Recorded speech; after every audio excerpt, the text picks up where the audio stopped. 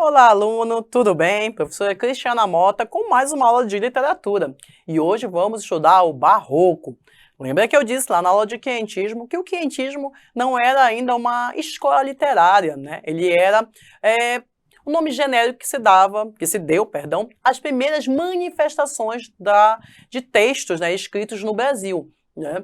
É como a gente falasse assim, a literatura da medicina, a literatura da biologia, né? Mas não que seja um texto literário, mas eu estou me referindo ao conjunto de textos escritos. Então o quientismo tinha esse caráter de não ser, né,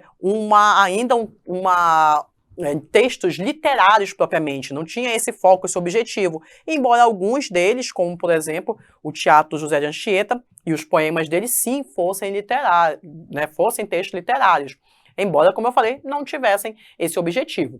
Mas hoje sim, vamos à primeira escola literária de fato no Brasil, tá? Porque lá em Portugal eles já estão produzindo literatura desde o século XII.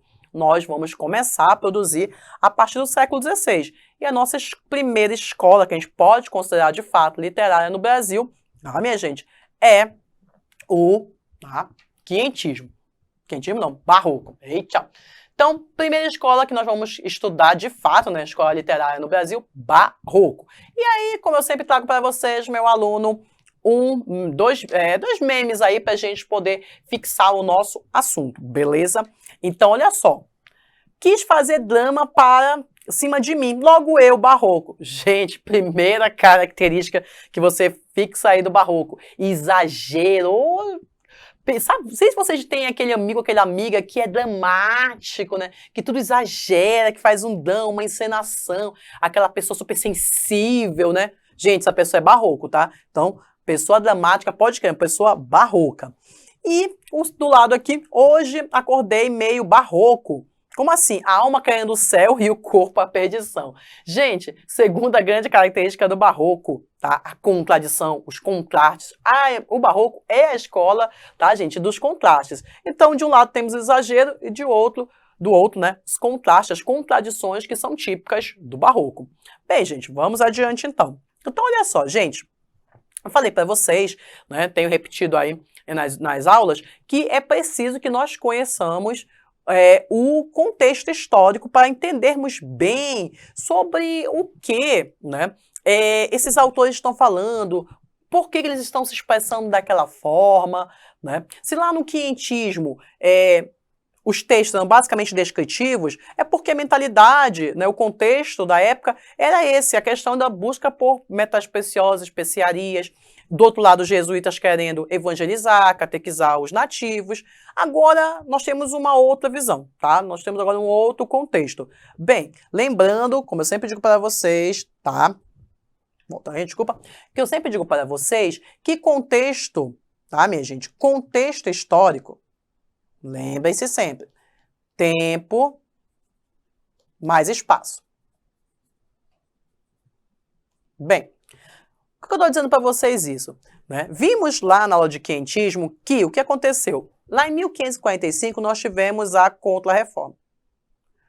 O movimento da igreja contrário ao avanço do protestantismo. E eu falei para vocês o seguinte, né? Isso rolando lá na Europa. Aqui no Brasil, na mesma época, no século XVI, a gente não estava vivenciando isso. O que a gente vai vivenciar de efeitos da Contra-Reforma vai ser a chegada dos jesuítas ao Brasil, né? Mas a Europa, ela está vivendo isso, ela está imersa nisso. Então, ela está muito mais tomada por esse evento aqui. Porque o espaço é outro, o tempo é o mesmo, século XVI, mas olha aí, o contexto é outro, o espaço, né, mudou, o tempo, o espaço já muda o contexto. Eu mudando o espaço, logo mudei o contexto. Então, o que está acontecendo lá? Nós temos essas guerras religiosas, debates, doutrinas, tá, gente? E o que acontece? A igreja precisa de uma arte, tá? Porque na época não tinha redes sociais, gente, não tinham esses meios de comunicação em massa, né? Então, o que fazia, né, esse papel de difundir valores, ideias, tá? Visões? A arte. Então, o que a Contra-Reforma faz? Ela precisa de uma arte, tá, gente? A igreja precisa de uma arte para difundir o cristianismo. Aí vai surgir o quê? O barroco. O que é o barroco, professora? Olha, o barroco, gente, é essa arte, tá, de difusão É uma arte que ela foi feita, pensada por isso. Daí o caráter religioso do barroco, né, a sua essência. Então é uma arte de fusão do catolicismo. Beleza? Tá? Então o barroco ele foi pensado, ele surge nesse momento aqui, da Contra-Reforma. Tranquilo? Bem, isso, gente, o Concílio de Trento ocorreu na Itália, tá? Só você lembrar que a sede lá da Igreja Católica é o Vaticano, né? Fica ali no espaço territorial da Itália, né? Embora seja um país, o Vaticano, hoje. Mas, enfim, o que eu quero dizer para vocês é que isso ocorre na Itália. Em Portugal, o que está rolando nesse período, minha gente? Portugal vai perder o seu rei, Dom Sebastião, né? Que foi lutar, né, na África, nas areias de Alcaçequibir, e acaba morrendo e o corpo dele desaparece. Você deve estudar essa história, é o famoso mito do sebastianismo. Bem, Dom Sebastião morreu, 24 anos, não deixou herdeiros. O próximo na linha de sucessão era o tio dele, Cardeal Henrique, se eu não me engano. E um senhor veio a falecer. Ora, para quem sobra nessa linha de sucessão? Filipe da Espanha. Vamos ter a famosa União Ibérica, quando a Espanha vai passar a administrar politicamente Portugal, né? Então, o que é a União Ibérica? A união das coroas, a dinastia filipina. Filipe da Espanha governando também Portugal. E esse período aqui, tá, gente? Inclusive, a União Ibérica, 1580 a 1640, é justamente o período em que vai ocorrer o Barroco em Portugal. Tá? Por que acontece? O Barroco está bombando na Itália, aí vai para a Espanha. Quando a Espanha vai passar a administrar politicamente Portugal, vai levar a influência da cultura espanhola mais ainda para Portugal. De modo que, você vai ver, né? Então, os 3 grandes países que o Barroco vai fazer sucesso. E essa linha de Barroco que a gente vai estudar. Itália, Portugal, né? E Espanha. E aí, obviamente, o Brasil, por tabela, vai receber essa influência porque somos, né, colônia de Portugal. Bem, esse período também, né, falando em coroas, né, portuguesa e espanhola, é um período de consolidação das monarquias absolutistas. Então, assim, gente, deixa eu voltar até aqui para mim. O Barroco, gente, ele é uma escola que ele vai representar a igreja e a nobreza.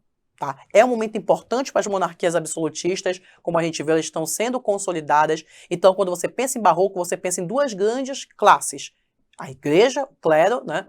E a nobreza. Então, por isso que o Barroco é muito luxo, é muita exuberância, tá? É um exagero, é uma pompa muito grande, porque ele representa essas 2 classes muito poderosas, tá? A gente vai ver mais adiante lá no arcadismo, por exemplo, que o arcadismo já é representando a burguesia. Então a gente vai ter essa mudança de visão e também de comportamento e tudo mais. Mas é importante perceber isso, tá, gente? Barroco é a escola da igreja e da nobreza, beleza? Vamos lá então. Então olha só. Brasil, nós estamos... E no Brasil, professor, o que está rolando aqui? Ciclo do açúcar, nós temos aí, né, os grandes produtores de açúcar, Bahia e Pernambuco, né? Há outros lugares, mas aqui a gente vai se ater ao Nordeste, porque é onde vai se manifestar o barroco, né, literário. Né? A sociedade da época que nós temos, uma sociedade colonial era formada pela aristocracia rural. Dessa aristocracia rural, minha gente, vai vir, sabe quem? Gregório de Matos Guerra. O nosso, eu diria, tá, gente, o mais importante escritor do período colonial no Brasil. Professor, o que é período colonial? Os 3 séculos que o Brasil passou sob o domínio português. Tá? Século XVI, XVII e XVIII. A gente chama no Brasil de era colonial, tá? Esses 3 períodos. Lá em Portugal eles chamam de era clássica. Aqui no Brasil, era colonial. Então, nesse período colonial, o cara mais importante, Gregório de Matos.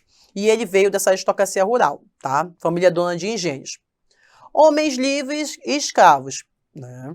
Então, o que acontece? É importante você entender essa sociedade da época, essa configuração, porque a literatura satírica, a poesia satírica do Gregório de Matos tem muito a ver com isso, tá? Ele vai fazer uma crítica à sociedade da época. Então é bom a gente ver como é que ela se configura, essa sociedade. E por último, minha gente, nesse contexto, o que está acontecendo? Né? Nós temos aqui nós estamos no auge do ciclo do açúcar.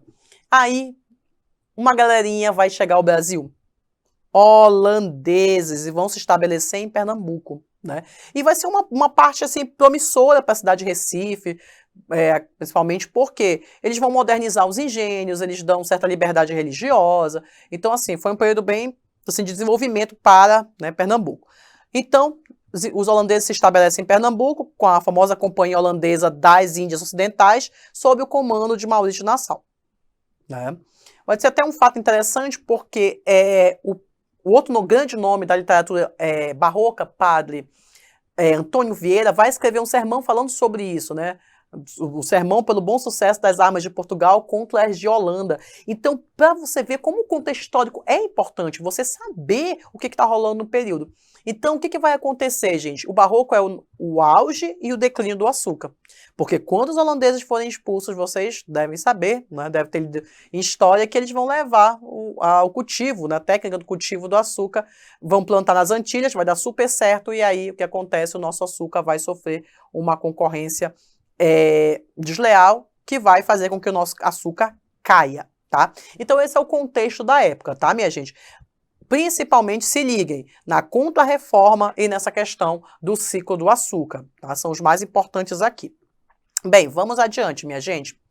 Professora, por que o Barroco a senhora falou que é a escola do contraste, da contradição? O que acontece? Por que o Barroco é assim? Vamos entender agora. Olha só, tivemos 2 períodos em que diferentes culturas desempenharam influências fundamentais. Gente, é o seguinte, tá?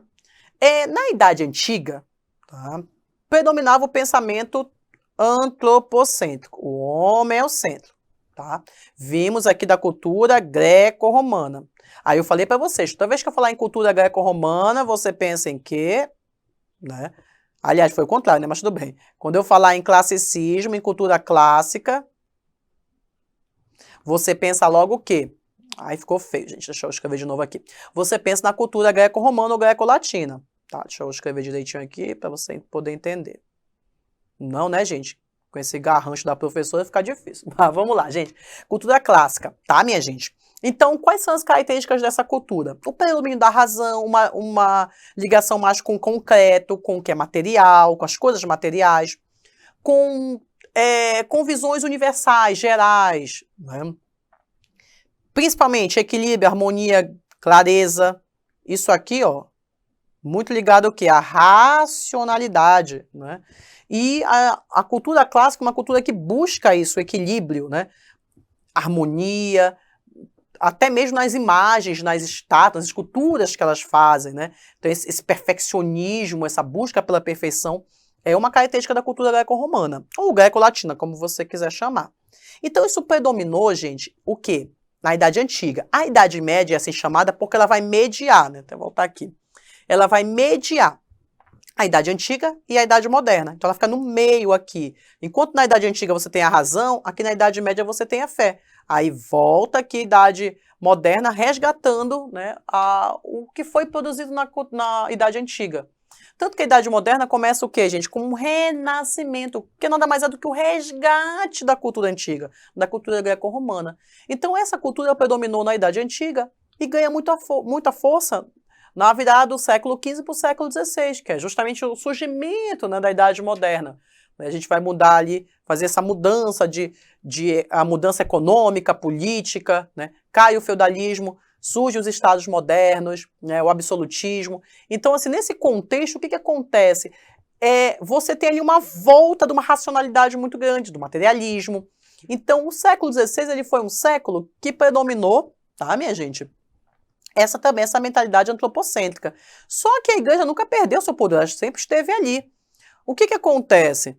Então, essa cultura medieval que havia predominado na Idade Média, essa cultura cujo centro, né, Deus é o centro, né, você tem ali a cultura teocêntrica, né, o pensamento, aliás, teocêntrico, o que acontece? Olha como se opõe ao pensamento clássico, porque você tem fé, a questão espiritual, não mais a questão material, é uma questão mais individualista.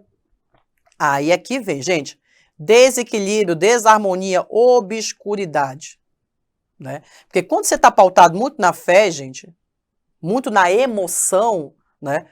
Há uma tendência muito grande para o desequilíbrio, quando você age com a emoção, né? Por isso que na vida a gente tem que sempre pesar os dois lados, né? A razão e a emoção. A gente não pode agir só com a emoção, porque geralmente quando a gente age só com a emoção, a gente se dá mal, né? Então é preciso sempre ponderar, né? Sempre ter esse cuidado de não agir somente pela emoção. O que acontece então?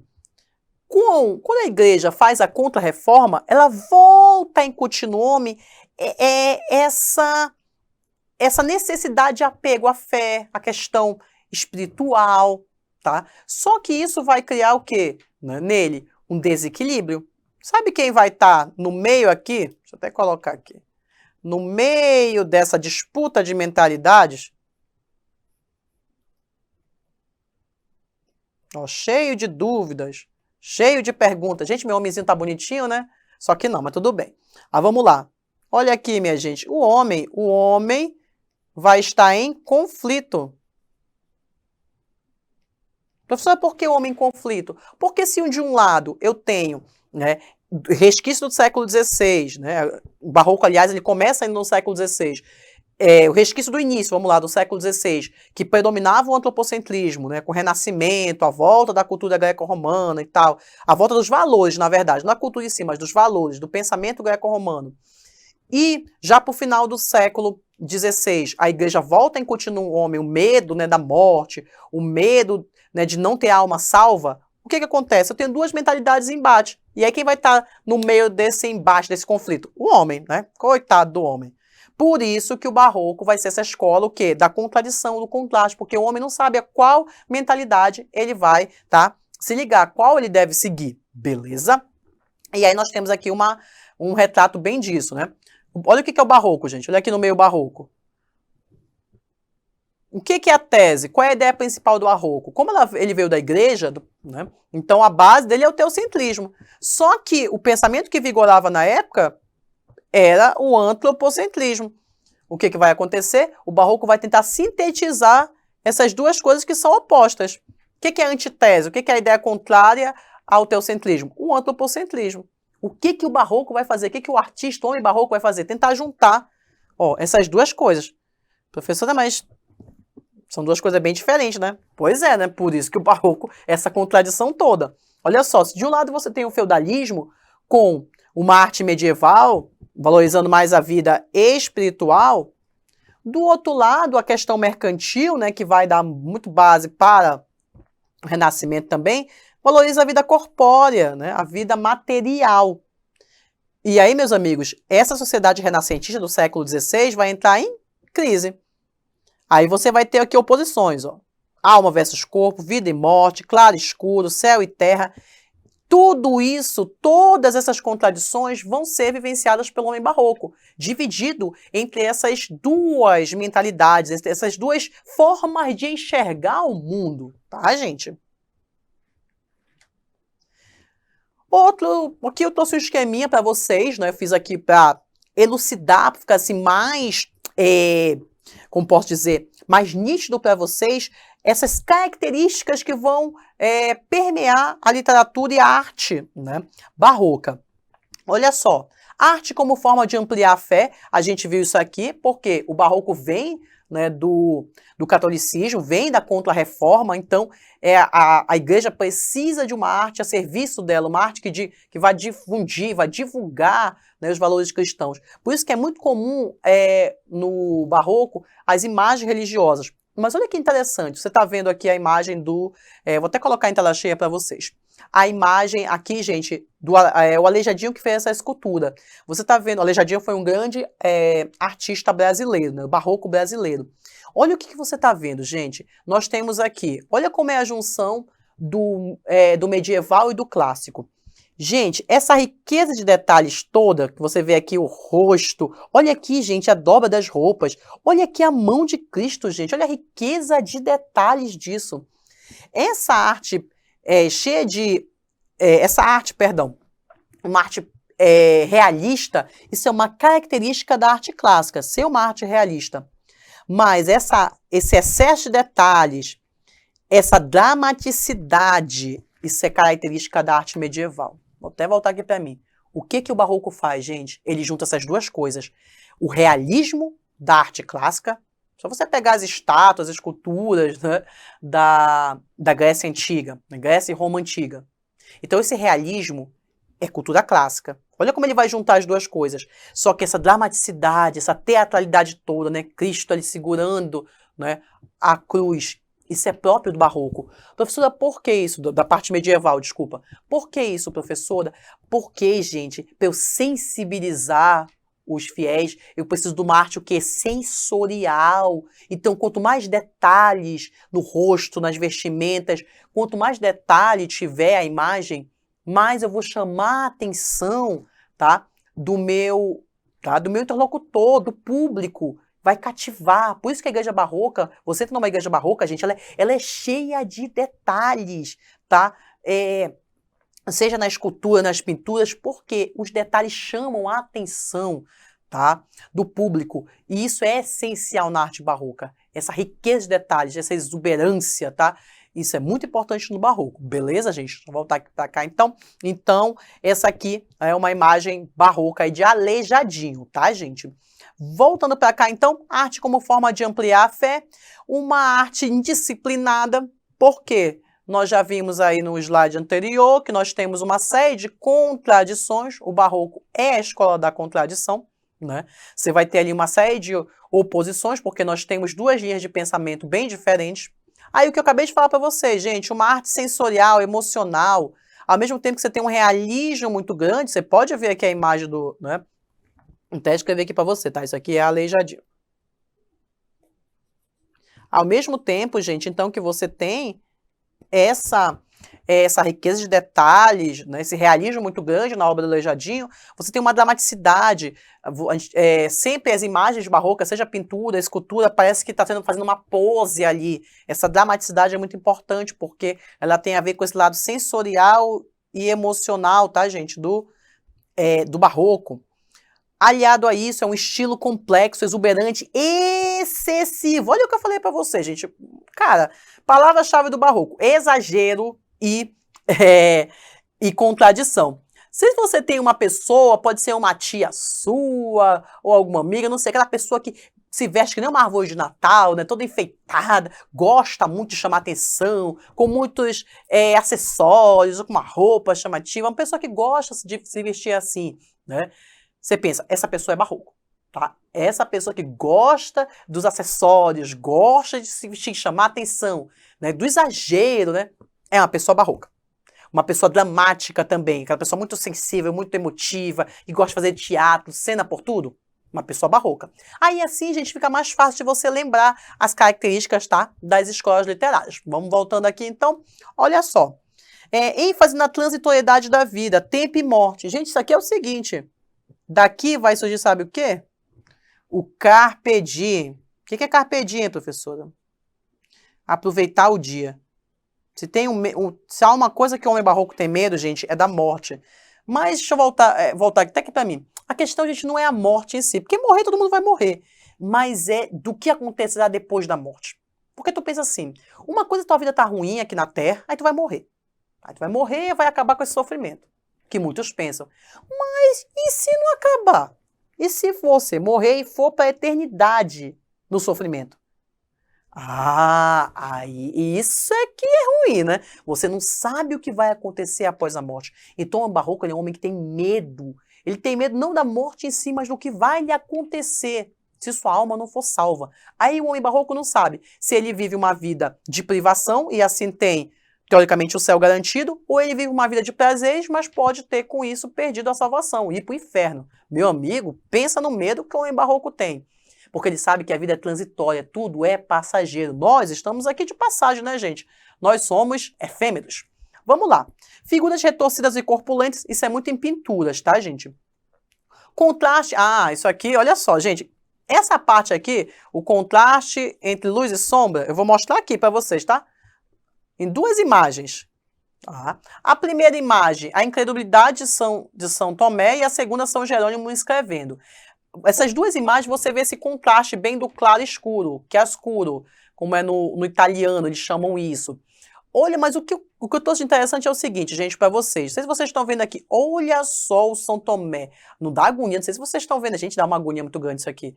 Pelo menos em mim. Ele tá metendo o dedo, gente, na ferida de Jesus, para ver para crer, né? Ele tá tocando para crer que isso é verdade, a ressurreição de Cristo. Então, assim, a arte barroca é uma arte muito sensorial e que ela vai chamar atenção por esses por essa emotividade, tá? Por até esse exagero, né? Olha só, ele toca, um realismo, ele tocando, né, na filha de Cristo. E aqui na segunda imagem, sim, desculpa, e são duas imagens religiosas, né? Outra coisa interessante é que a pintura barroca gosta de espaços fechados, como você está vendo aí. Por exemplo, o São Jerônimo está num espaço fechado, né, escrevendo. E sabe por que é muito comum no barroco as caveiras, minha gente? Porque a caveira lembra o seguinte, que você é mortal, que nós somos efêmeros, um dia vamos morrer. Então a caveira remete isso à transitoriedade da vida, tá? A fato que nós somos mortais, tá, gente? Bem, seguindo adiante, minha gente, o que acontece no barroco? Ele vai ter, na literatura barroca, tá? Na literatura especificamente, duas formas, dois estilos de texto barroco. Tá? Que geralmente eles aparecem os dois juntos, mas um predomina, um sobressai, tá? Que é o cultismo e o conceptismo. Professor, que negócio está escrito aqui? Gongorismo? É, porque veio, tá? Desse poeta espanhol chamado Luís de Góngora, tá? E o conceptismo veio, também chamado de quevedismo, porque veio deste poeta chamado Francisco Quevedo. Ou seja, dois poetas espanhóis deram origem a esses dois estilos de escrita, de fazer texto barroco. Um texto, que é o cultismo, predomina o quê? O jogo de palavras, culto à forma. Quando você pensar em conceptismo, pense em ideias, porque concepção, qual é a concepção que você faz de tal coisa? Ou seja, qual é a ideia que você faz de tal coisa? Aí você lembra, tá? Conceptismo é o jogo de ideias, tá, minha gente? Como é que eles funcionam? O cultismo, ele é muito usado na poesia do Gregório de Matos, tá? É só na poesia, professora? Não, criatura. Predomina na poesia do Gregório de Matos. Mas não quer dizer que só vai ter cultismo lá, tá? Olha só. É o uso de muitas figuras de linguagem. Meus amigos, aqui você vai ter o seguinte. Muita antítese, que é a figura de linguagem preferida do barroco, paradoxo, hipérbato, não confundir com hipérbole, tá, gente? Hipérbato é inverter as palavras de lugar. Por exemplo, em tristes sombras morre a formosura. A ordem direta seria essa. A formosura, que é a beleza, morre em tristes sombras. Mas aí o Gregório de Matos, que é o autor dessa frase, ele inverteu. Professora, mas por que a gente faz isso? Para ficar mais difícil de entender? Não, também, não só por isso, brincadeiras à parte, mas é para dar, para realçar a ideia, em tristes sombras, a tristeza. Outra, para fazer o famoso jogo de palavras, porque eles acreditam que invertendo as palavras de lugar, isso enriquece, dá beleza ao texto. Outra coisa, é porque o homem barroco ele é um homem em conflito, né, gente? Então você não espera que ele escreva um texto claro, em ordem direta. Haverá muitas inversões sintáticas, muitas mudanças de posição, né, ordem indireta da oração, por conta disso, porque o homem está em conflito. Então, o modo como ele vai escrever o texto vai traduzir, né, esse conflito pelo qual ele está passando. E o outro, gente, é a hipérbole. Professor, o que é hipérbole? Gente, hipérbole é exagero, né? Então, tinha que ter. É verdade, né? Por exemplo, estou há 1000 anos te esperando, estou morrendo de sede, né? Há séculos que não vejo. Esses exageros que a gente fala no nosso dia a dia, isso são hipérboles, né? E elas vão povoar, tá, gente? Os poemas barrocos. Deixa eu ver o que mais aqui. Olha só que legal. Envolve o leitor por meio de estímulos sensoriais. É muito comum isso, tá? Eles usam muito referência a elementos da natureza. A gente vai ver isso, tá, gente, na nossa próxima aula, quando a gente for estudar os autores do barroco. Se de um lado o cultismo tem toda essa riqueza, né, esse investimento nas figuras de linguagem, no rebuscamento do texto, na riqueza de detalhes, já o conceptismo está mais ligado, gente, à ideia, à concisão. Ou seja, ele está mais trabalhando, está mais pensando na argumentação, no pensamento lógico. É porque assim, gente, cultismo vai vir, sabe do quê? Do pensamento, né, da ideia medieval, do pensamento medieval. Enquanto o conceptismo, tá, minha gente? Ele vem da mentalidade clássica. Então, por isso, gente, que você tem também essa oposição. Opa, clássica. Bom. O cultismo é como se fosse, ele é mais ligado ao aspecto medieval e o conceptismo ao classicismo, né? Mentalidade clássica. Então, enquanto aqui um tem a função mais, olha só, mais coração, mais emoção, falei para vocês, né? A questão medieval, né? O conceptismo ele é mais apelativo. Por quê, professora? Porque ele visa a persuasão do interlocutor. Tá? Convence o leitor por meio de uma construção intelectual. Então aqui é o seguinte, quem vai usar muito o cultismo na nossa literatura? Gregório de Matos. Quem vai usar muito o conceptismo? Padre Antônio Vieira. Professora, eles só usam isso? Não, gente. O Antônio Vieira, ele também, porventura, usa o cultismo, embora ele não goste, a gente vai ver isso na próxima aula, mas inconscientemente, sim, ele usa. E o Gregório de Matos, sim, também utiliza o conceptismo. Eu estou dizendo que predomina, tá? Nas poesias do Gregório o cultismo e nos sermões do Antônio Vieira o conceptismo. Note, predomina, não é exclusividade. E aí, gente, para nós fixarmos o assunto, vamos a algumas questões que eu trouxe para vocês, inclusive uma aí da ESA, que fala o seguinte para a gente, sobre o barroco, para a gente ver se a gente fixou bacana. Sobre a arte barroca brasileira pode-se afirmar. Vamos lá. Usa a linguagem rebuscada? Com certeza. Isso aqui certíssimo, gente. Professor, o que é uma linguagem rebuscada? Gente, é uma linguagem excessiva, com muitas figuras de linguagem, muito uso de adjetivos, tá? Isso é uma linguagem rebuscada, muito culta. Só que, gente, não tem como. Ele está dizendo que usa linguagem rebuscada sem figura de linguagem. Não tem como, gente. Porque está errado, não tem como. Como é que vai ser rebuscada sem figura de linguagem? Não, não dá. Vamos adiante. Há elementos do conceptismo, marcado pela relação da argumentação. Perceba que ele falou, há elementos. Sim, porque eu tenho tanto elementos cultistas como conceptistas. Verdade. E o conceptismo é a questão da argumentação. Como assim, professor? É você desenvolver uma linha de raciocínio. O Antônio Vieira faz muito isso nos seus sermões, porque ele constrói uma imagem para levar o fiel, o ouvinte, ao entendimento que ele quer. Então ele faz isso através de muitas metáforas, tá? Ele conta uma historinha para que o ouvinte entenda o que ele está querendo passar. É como se fosse uma fábula que você conta, né, faz uma narrativa ali e no final tem a lição de moral, né? Então, aquela narrativa é um pretexto para te levar a um entendimento. É mais ou menos isso que o Antônio Vieira faz, né? Falando como fosse Cristo, né, por meio de parábolas. Letra C. Então já arriscamos a letra A, não pode ser. Letra C. Há uma presença de estilo tropical com elogios à diversidade social. Gente, não tem essa questão de diversidade social no barroco, não. O Gregório de Matos e o Antônio Vieira têm uma vertente social muito grande, mas é de crítica a certos comportamentos na sociedade, não essa questão da diversidade social, tá? E nem estilo tropical. Isso aqui não cola não, tá, gente? Cola não no barroco. Só fazer o seguinte, fazer assim, ó. Não, estilo tropical, não.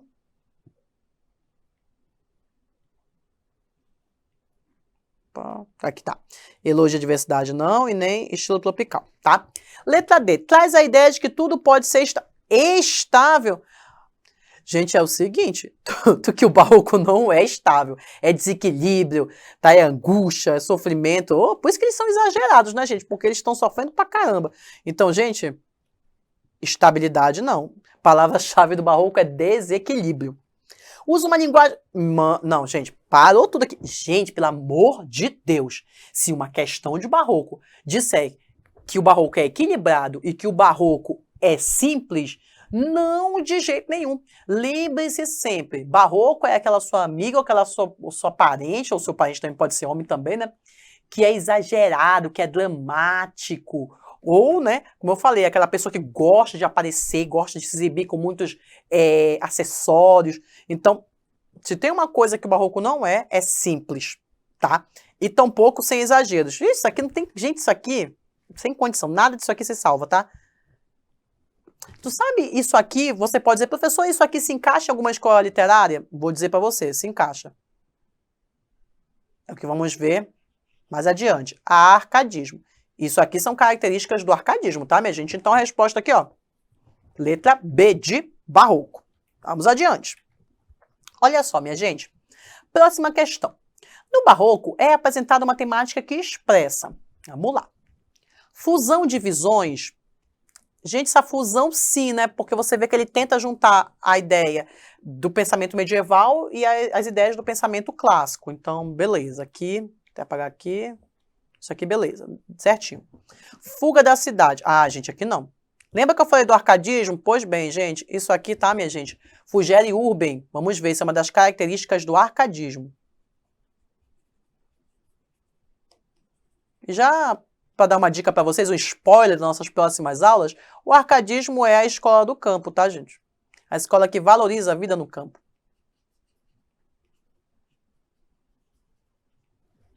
Mas nada a ver com barroco. Um dinamismo, uma consciência social. Dinamismo. Olha, como eles são muito individualistas, né? E, na verdade, não tem muito dinamismo. Se eu for pensar assim, dinamismo nas imagens do barroco, é tudo muito estático, tá? É tudo muito teatral. Então, é o contrário, é uma estaticidade.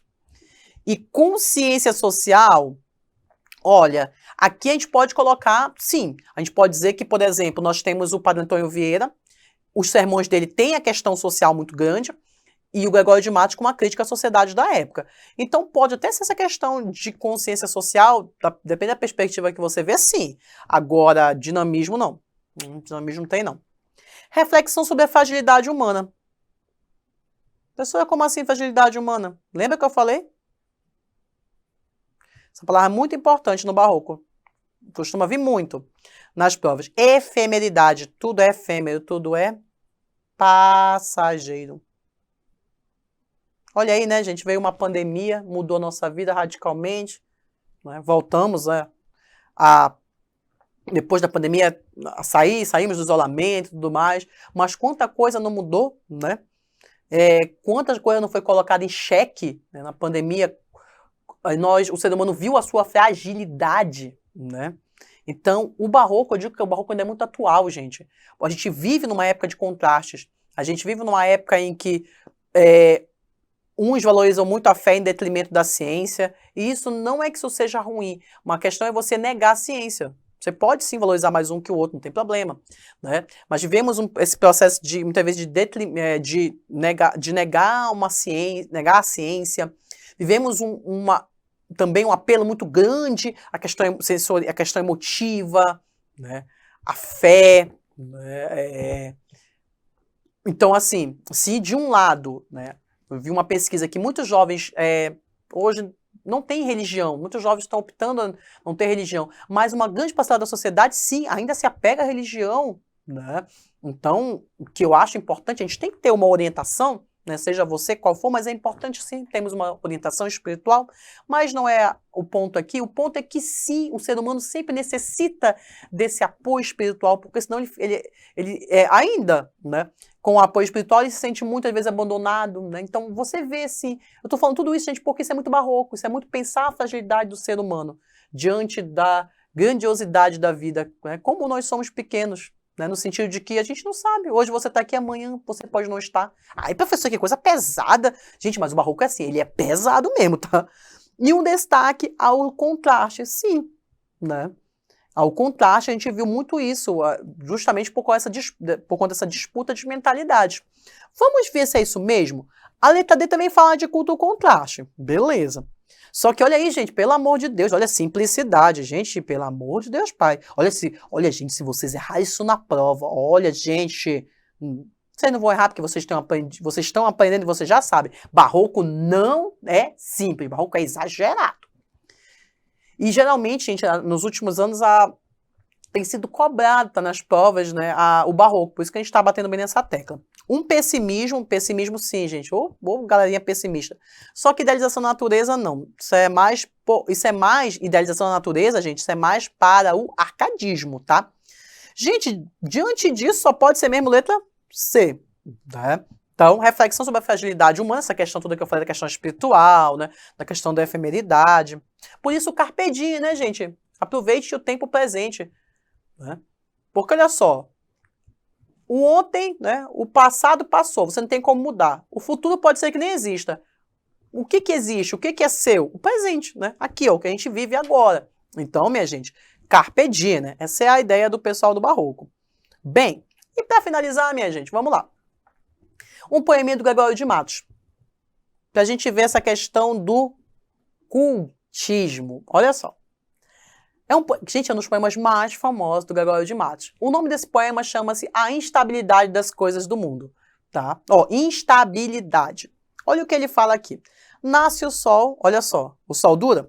Não dura mais que um dia. Ah, professora, mas o sol tá lá, tá sempre lá, ele não vai morrer. Sim, mas pra gente ele não tá sempre lá, ele vai vir à noite, né? Então isso que ele quer dizer. Vai ter um momento, sim, que ele não vai estar lá pra gente, ele pode estar lá em outra perspectiva, mas pra gente não, né? Nasce o sol, não dura mais que um dia. Depois da luz se segue a noite escura. Olha assim, luz escura. Sabe o que é isso, minha gente? Oposição. Antítese. Em tristes sombras morre a formosura. Olha o que eu falei para vocês. A formosura morre em tristes sombras. Tinha que ser o inverso aqui, tá? Não, perdão, não é que tinha que ser o inverso, tá? É que a ordem direta é essa. A formosura morre em tristes sombras, né? Aqui é poesia, ele pode mudar à vontade, a ordem das palavras, né? A linguagem poética permite isso. Hipérbato, né? Inverter os termos do lugar. A mesma coisa aqui, ó. Em contínuas tristezas, a alegria. A alegria morre em contínuas tristezas. Mas aqui também há a questão das antíteses, né? Tristeza e alegria. Isso é cultismo, gente. Você viu, olha só, você viu que em uma estrofe ele usou duas figuras de linguagem, né? Antítese e o hipérbato.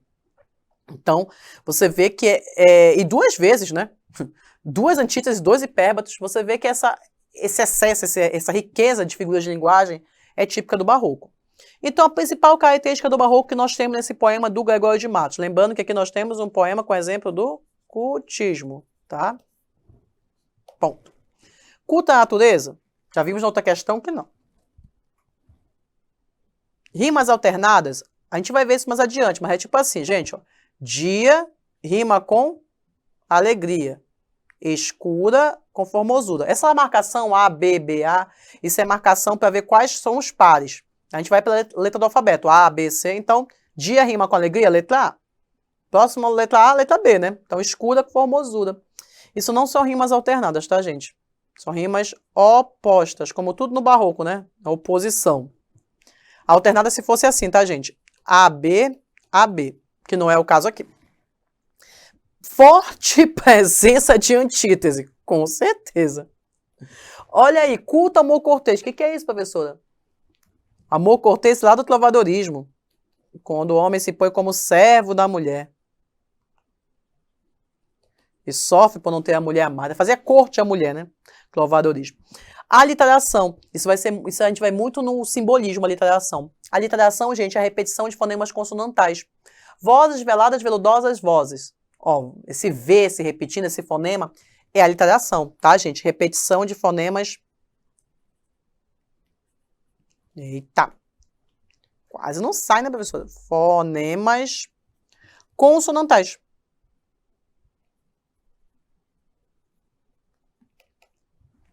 Beleza? Que não é o caso aqui. Então, minha gente, ficou mesmo a letra C, tá? E com isso, gente, voltando aqui, encerra a aula, essa nossa aula de Barroco. Vamos ter na próxima aula os principais autores e obras do Barroco. Essa foi só do contexto histórico e das características. Aguardo você na próxima aula.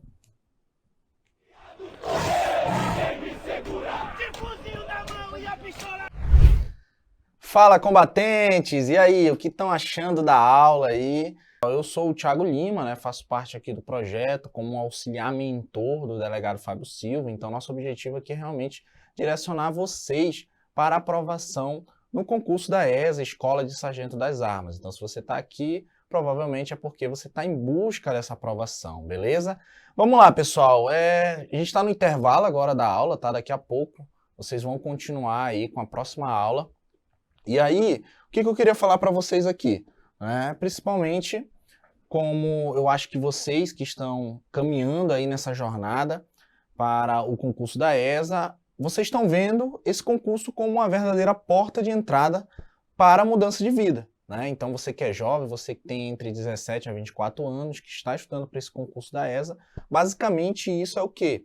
A verdadeira porta de entrada para vocês para uma mudança de vida, para uma estabilidade, já jovem, então é realmente uma grande oportunidade.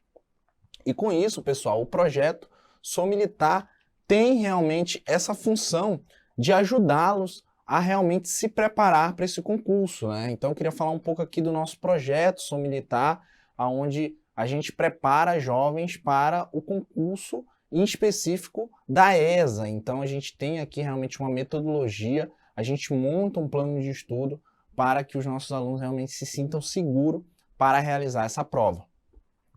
Antes de eu apresentar para vocês e falar um pouco mais do nosso projeto, para quem estiver interessado, vamos falar um pouco desse concurso. Então, a gente tem aí uma previsão, para quem ainda não se inscreveu, então a gente tem aí até dia 4 de maio para se inscrever para esse concurso. Então, se você ainda não se inscreveu, corra, vá nas nossas redes sociais, tem um link lá do edital para você se inscrever para esse concurso. A prova vai ser apenas no dia 15, 15 de setembro. Então tem muita gente aí preocupada, Thiago, será que ainda dá tempo? Sim, se você iniciar hoje a sua preparação, se você iniciar realmente de forma correta os estudos, dá tempo sim, tá bom? Para essa preparação. Vagas totais, 1.100 vagas, então realmente é uma vaga nacional, uma concorrência nacional, porém você precisa só de uma vaga. Isso que importa, coloque isso na sua cabeça, você precisa só de uma vaga. E a escolaridade, que isso também é uma grande vantagem para quem é jovem, é o ensino médio. Então, se você está no terceiro ano, está concluindo esse ano, você já pode fazer esse concurso, assim como também se você já tem o ensino médio completo e tem ali entre 17 a 24 anos, você também pode fazer esse concurso. Mas e aí, Thiago, realmente será que o projeto Sou Militar pode me ajudar? Pessoal, somos referência na região norte em aprovações. Isso aqui foi só a aprovação nesses 2 anos para cá. Então a gente aprovou aí mais de 5.223 alunos em concursos, em variados concursos pelo Brasil. Então, como vocês podem ver, essa foto aqui é o nosso prédio, tá? Fica aqui, sediado em Manaus. E aí vocês podem ver realmente a vantagem e a grande referência que a gente se tornou hoje na região norte. Então, realmente, eu acho que você pode me responder qual é o mais difícil, passar em um concurso da PF, PRF ou passar num concurso da ESA. Eu acho que se você for ali igualar as disciplinas, realmente a PF e a PRF é mais difícil. E hoje a gente é uma referência para quem quer estudar para esses concursos. E você que vai fazer a ESA, pode ter certeza que se você acreditar no nosso projeto, no Sou Militar, seguir realmente, fielmente o nosso plano de estudo, tudo indica que você vai garantir uma das vagas, das 1.100 vagas para esse concurso da ESA.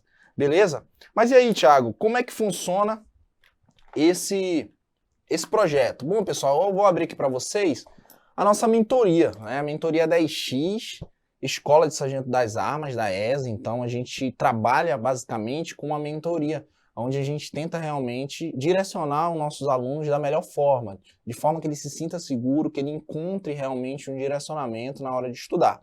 Então aqui, como vocês podem ver, eu estou até aqui com a conta de um aluno, e aqui a gente tem, antes de você iniciar os estudos, tem o passo a passo. Então você vai começar por aqui.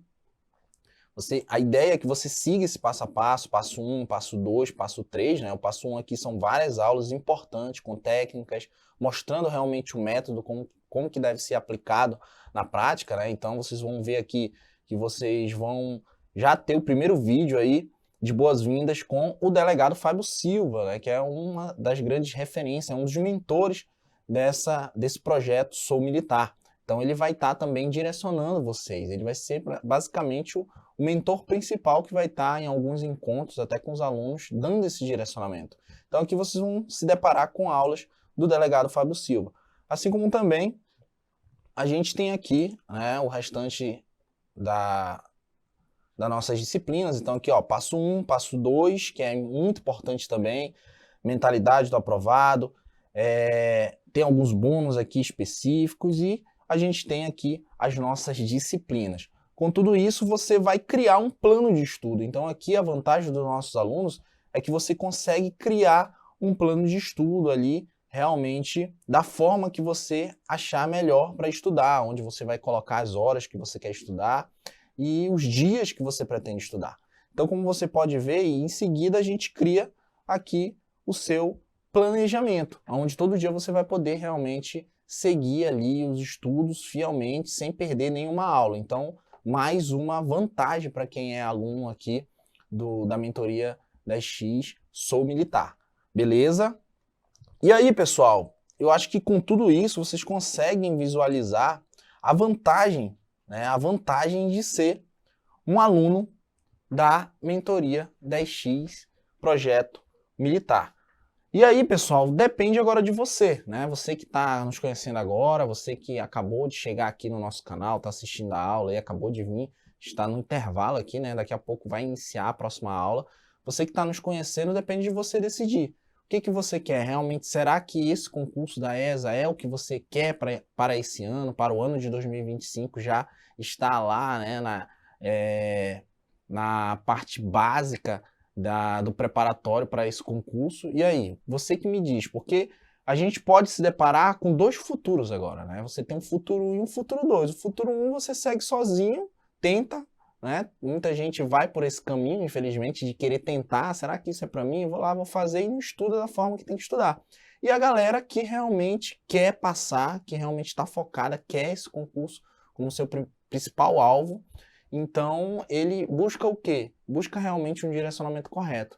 E aqui no Projeto Sou Militar, aqui com a nossa mentoria 10X ESA, realmente pode ter certeza que você vai ter esse plano de estudo, você vai ter realmente todo o acompanhamento necessário que você precisa, tá bom? Então, pessoal, o que eu queria aqui alertá-los? Nesse momento, para você que está aqui acompanhando, a gente está com a gente está com desconto agora, tá bom? Então, se você for lá no nosso site, você vai ver que a nossa mentoria, ela custa R$ 1.500, né? Então, a nossa mentoria, ela custa R$ 1.500. Mas para você, a gente reservou para o dia de hoje 20 vagas, tá bom? 20 vagas. Então, se você conseguir, o link está na descrição do YouTube, tá bom? Você pode ir na descrição do YouTube agora, tem um link lá para você se matricular. Se você já quiser realmente iniciar os estudos agora, você pode ir lá aqui na descrição, clicar e já efetuar a sua matrícula, né? Então você vai clicar aqui,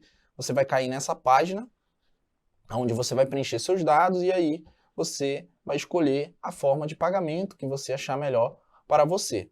E aí, você concluindo, efetuando, você pode, como a gente está com desconto, você pode parcelar até 12 vezes, tá bom? Então, a parcela ela pode ficar até 12 vezes de R$ 59,70. Então, pessoal, é realmente o que eu estou falando. Se é isso que você quer, se é isso que você está buscando, é um investimento que você está fazendo. Agora, imagine, você está fazendo um investimento, né, de 12 vezes de R$ 59,70 para realmente perpetuar aí uma estabilidade, né? Porque se você não sabe, se você passar nesse concurso da ESA, você já tem uma estabilidade ali até a sua aposentadoria, né? Que você vai para a reserva remunerada, ganhando ali em torno de quase R$ 10.000 como capitão, que é quem entra como sargento, pode chegar até capitão ganhando aí R$ 10.000.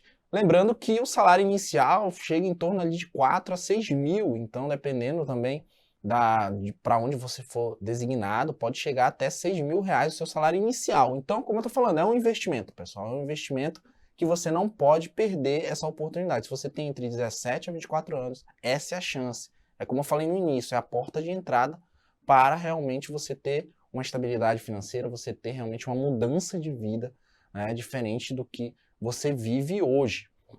E aí, pessoal, mais uma outra coisa, se você realizar a sua matrícula hoje, eu vou abrir para vocês, a gente tem 2 bônus que a gente está disponibilizando também para os nossos alunos, né? Vou abrir de novo aqui a conta do nosso aluno.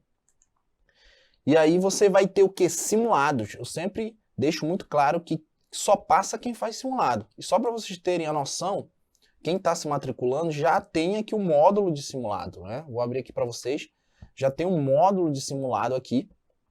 A gente já está com mais de 22 simulados. Então, é um bônus que a gente está entregando aí para quem está se matriculando agora. Também, a gente está disponibilizando um módulo muito especial, que é a mentalidade do aprovado, onde realmente você vai blindar a sua mente e vai pensar como um aprovado.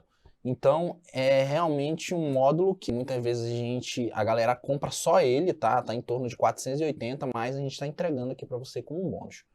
Bom, pessoal, eu acho que é isso, né? Vou agora aqui deixar vocês aí para a próxima aula e espero encontrar vocês no nosso grupo de alunos, né? Então, a gente vai realmente conversar e a gente espera direcioná-lo da melhor forma. Se você ainda está com dúvida, não sei, Thiago, não sei se eu já vou me matricular agora, na descrição desse vídeo, você pode também entrar nos nossos grupos de estudo, tá bom? Então, a gente está disponibilizando um grupo de estudo onde a gente quer criar uma comunidade e conforme for a gente vai estar disponibilizando aulas, como a gente está fazendo agora, disponibilizando materiais. Claro que não é um arsenal de aulas, né?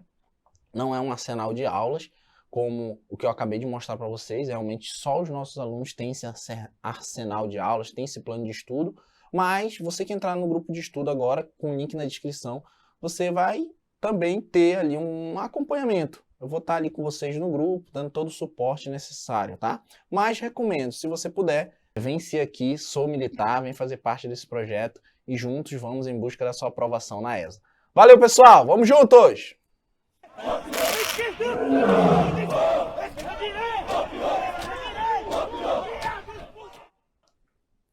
Olá, aluno, tudo bem? Professora Cristiana Mota com mais uma aula de literatura. E hoje vamos falar já no início do século XX no Brasil. Vamos lá, então. Bem, então, nossa aula de hoje, pré-modernismo, contexto histórico, vamos ver as características, autores e as principais obras. Vamos lá, então. Gente, como sempre eu gosto de começar trazendo um panorama geral de onde nós estamos na história nesse momento, na história da literatura. Bem, século XX no Brasil. Lembra que a gente percorreu todo esse caminho aí, era nacional, chegamos ali, partimos na era nacional do romantismo, no século XIX, viemos para realismo, naturalismo, parnasianismo, e terminamos o século XIX com o simbolismo, uma escola de poesia. E agora vamos inaugurar o século XX no Brasil. Aqui nós temos em destaque, deixa eu ver aqui, tá.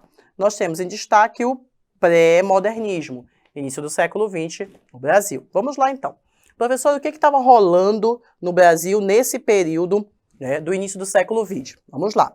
No Brasil, então, a partir da proclamação da República, lá em 1889, as grandes cidades do país iniciaram um processo de reestruturação. Importante isso aqui, ó. Reestruturação do espaço urbano. Ah, professora, por que isso é importante? Porque essa reestruturação do espaço urbano vai fazer o quê? Ela vai empurrar o pobre, o quê? Os menos favorecidos para as margens desse espaço. Então, olha só o que acontece. Deslocamento das pessoas pobres, dos menos favorecidos, dos mais vulneráveis, para as favelas. Então, vamos ter os surgimentos das favelas. Você vai poder ver um pouquinho isso lá no Cortiço do Aloysio Azevedo, no naturalismo ainda, quando ele está mostrando justamente esse processo de afastamento, de marginalização no espaço urbano, dos mais pobres, dos menos favorecidos. Só que lá no Cortiço você termina com essa expulsão, digamos assim, dos moradores do Cortiço, daquela comunidade, para um outro espaço. Não diz qual outro espaço, né? Agora, nas obras do pré-modernismo, sim, você vai ter um retrato, vai ter essa visão de para onde esses menos favorecidos foram, o que aconteceu com nesse período para que fosse deslocado essa parcela da população para as margens da sociedade. Além disso, os escravos libertos, substituídos pela mão de obra europeia, você está vendo ali, tem os imigrantes que começam a vir no início do século XX, estavam entregues à própria sorte, sem nenhuma ajuda para sobreviverem. Então não adiantou eles obterem a libertação deles, a liberdade, uma vez que eles não tinham assegurados direitos fundamentais, né, educação, saúde, trabalho, enfim, né? Então esses direitos vão ser subtraídos deles. Então não adianta eles serem libertos, eles não são ainda cidadãos de fato. Isso vai gerar, né, um aumento nas desigualdades sociais no Brasil. A capital, na época, Rio de Janeiro, vivencia uma série de conflitos. Gente, está um caldeirão, na verdade, nesse momento, o Rio de Janeiro. Por quê? Você tem todo esse contexto de deslocamento dos mais pobres para as favelas, a parcela negra da população sem acesso a, como eu falei, a direitos fundamentais para garantir a sua dignidade, né, garantir a sua subsistência na sociedade. Então, obviamente que uma série de conflitos começarão a surgir a partir disso. A insurreição ao poder constituído foi desde a revolta da vacina, lá no Rio de Janeiro. Então você vai ter desde uma revolta, né, da população, né, da coletividade contra o Estado, até a revolta da chibata, né, que você tem ali os setores, né, o setor da Marinha, alguns membros da Marinha em oposição a esse tratamento que eles recebiam. Então, assim, haverá uma série de conflitos que estarão pipocando, estarão ali emergindo, né, nesse contexto. Em contraposição à miséria, o estado de São Paulo enriquecia com a cultura do café, né? Então, é uma antítese muito grande, né? De um lado você tem esse aumento da pobreza, o empobrecimento de grande parte da população, e por outro lado tem outra parcela da população, né, que está ali cada vez mais rica. É um retrato do Brasil, na verdade, até hoje, né? Você tem a concentração da renda no Brasil, né, como posso dizer, do dinheiro na mão de poucos. Então, isso aqui já está ali delineando o que nós vamos ter nos dias de hoje. Bem, então vamos lá. Aqui coloquei para vocês terem uma noção, né, visualizar como é que está esse período. Então, o momento histórico brasileiro interferiu na produção literária. Assim, gente, claro, lembrem-se sempre, para eu poder entender bem um texto literário, eu preciso saber o contexto em que esse movimento está se manifestando. Lembra que contexto, sempre falo para vocês, quando se fala em contexto, você lembra logo, é tempo, onde eu estou na história. Aliás, quando eu estou na história, né, tempo, qual é o momento histórico e qual é o espaço, né?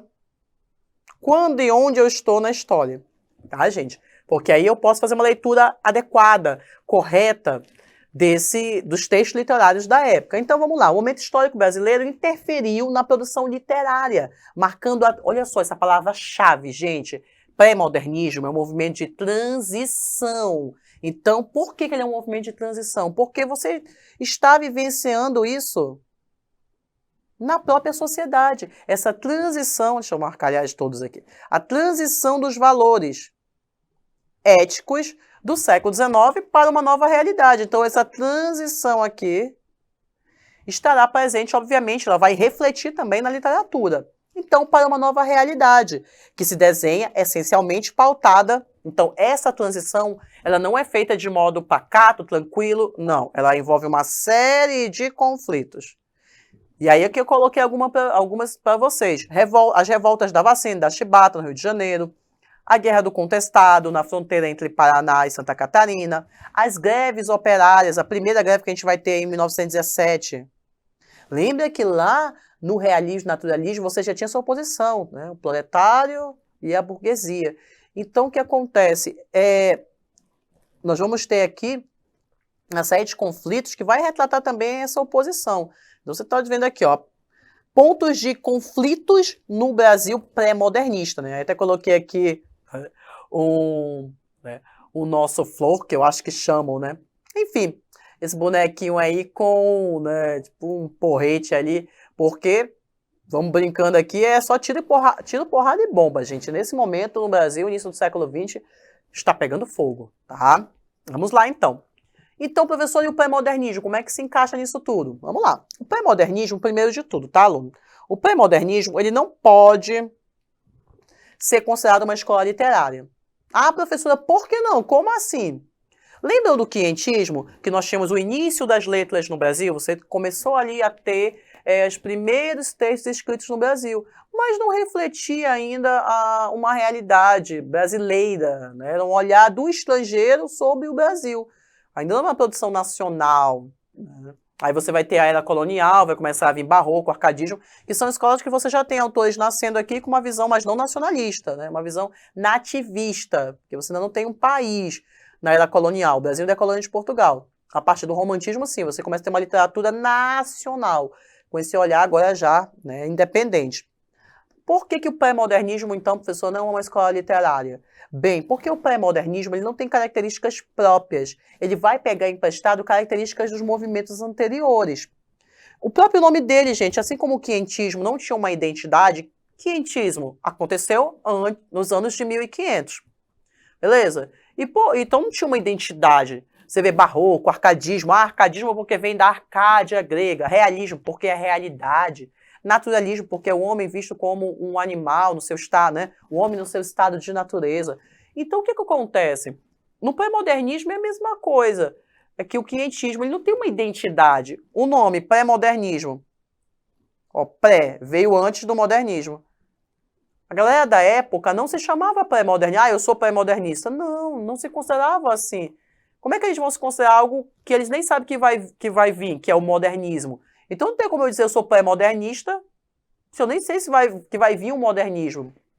Então seu nome foi dado depois pela crítica.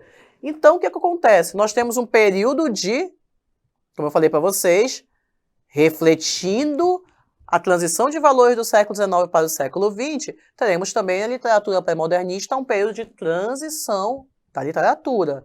Tá? Então, do realismo, naturalismo, essas escolas aqui, tá, gente?